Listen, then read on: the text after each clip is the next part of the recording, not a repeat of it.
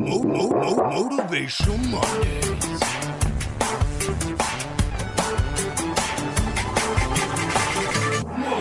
Motivational Mondays. You just cannot feel pumped after listening to that promo. That's right. Yes. Well, this week, let's start with Lai Mei. Yeah. What do you have for us in this Motivational Monday? Because we were talking about Zhejiang merchants, and therefore I digged up a story about a very famous Zhejiang merchant back in about more than 2,000 years ago. So this guy is called Fan Taozhu. Some people believe he's the same guy as Fan Li, who helped the king of Yue overcome the king of Wu. But anyway, let's just talk about Taozhu himself. He's a very business merchant more than 2,000 years ago in Wu, or in Zhejiang, in that part of the country. And he was so successful to the point that he was able to spare 1,000 gold ingots in the hope of saving his second son. His second son was held in prison for killing somebody, but we don't talk about that part, and that's not the most exciting part of the story. Anyway, the point is he wanted to save his second son who was in prison, and he was planning to send his youngest son to sort of use the 1,000 gold ingots as a bribe to save his son.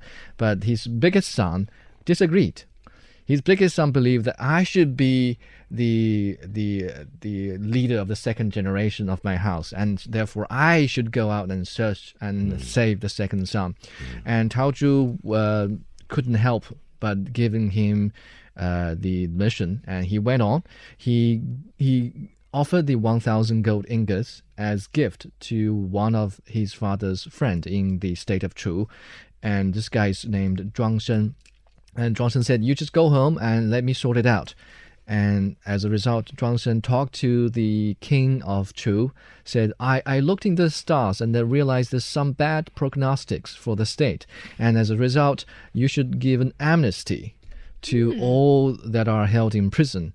And the eldest son of Taozhu, he heard about the news of this amnesty, and he thought, well, the king is giving amnesty. My brother is going to be released. Why do I have to give this 1,000 gold ingots to this Zhuang Shen, this guy? So he went and asked for the gold ingots back, and this really pissed off this guy. Because initially he didn't want the 1,000 gold ingots. He was keeping it for when he could save the son and return it.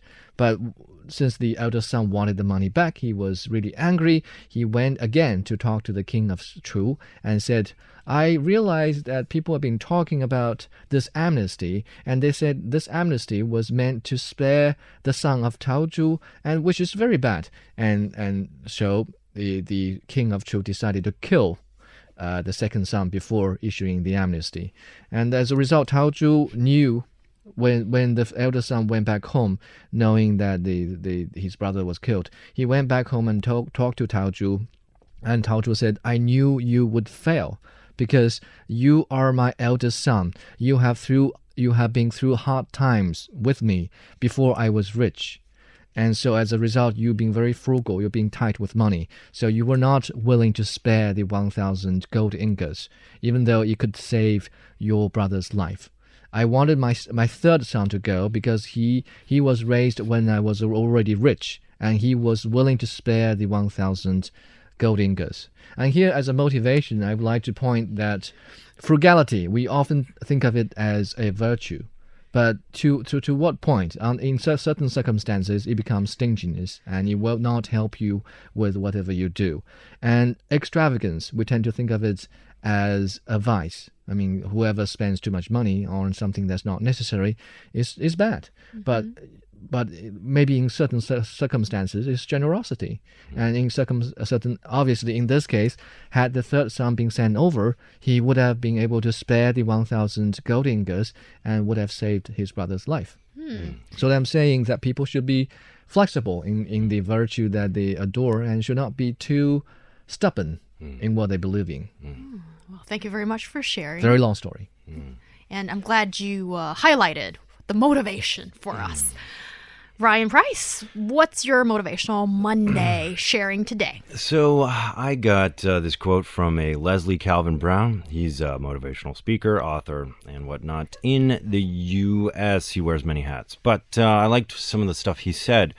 So he says, too many of us are not living our dreams because we are busy living our fears. And I think that's true. I think often people are not honest with themselves. They like to lie to themselves because it helps making their day in, day out stuff better, you know? So many of us let others tell us what we can and cannot achieve. And by doing so, we let them decide our fate.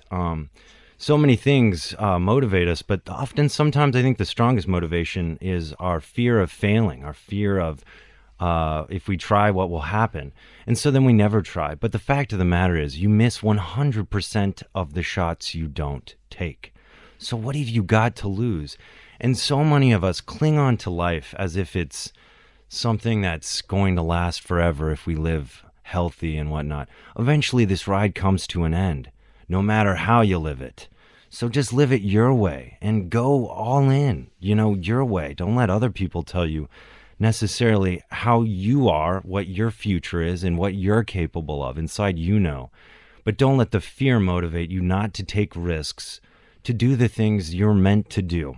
You got one life, and even if you play it safe, you're still going to end up the same place as those who didn't. So I'm saying is, if you got one life, live it your way. Don't be afraid and let fear keep you from ever living your life, but rather just surviving. That's not living. Wow, this is so It's quite motivational. Powerful. Yes. Thank you. A lot of us have Ryan. taken. Motivational Monday. Didn't see that coming, but but quickly, yeah. you must give yours. Yes, and I am Quickly. running short. Time. And don't put me on the spot like that. Okay. Yes. What I have got here is actually I stumbled across this on the internet when I was researching for something else, and it's a phrase: "A rose by any other name." And it was coined by William Shakespeare, actually, in Romeo and Juliet. Mm-hmm. And, well, it's basically about the importance of a person or a thing is the way it is, not because of what it's called. Simply, it means the names of things cannot affect what they actually are. So I think this line is actually quite significant because it suggests that a name is just a label to distinguish one thing from another. It neither has any worth nor gives true meaning. So I'm inspired by this belief that a name means very little, but the individual's worth counts. Yes. And here I have a quote for you by Buddha. Ooh. Yeah, so you yourself, as much as anybody in the entire universe, deserve your love and affection. And to end it on a slightly commercial note, apologies, you are worth it. Yeah, I'm worth it, guys. Yes, you are. I'm worth it. Is that a commercial for some products? That's it happens. maybe. That's what we have on Roundtable today. That's it for today. See ya next time.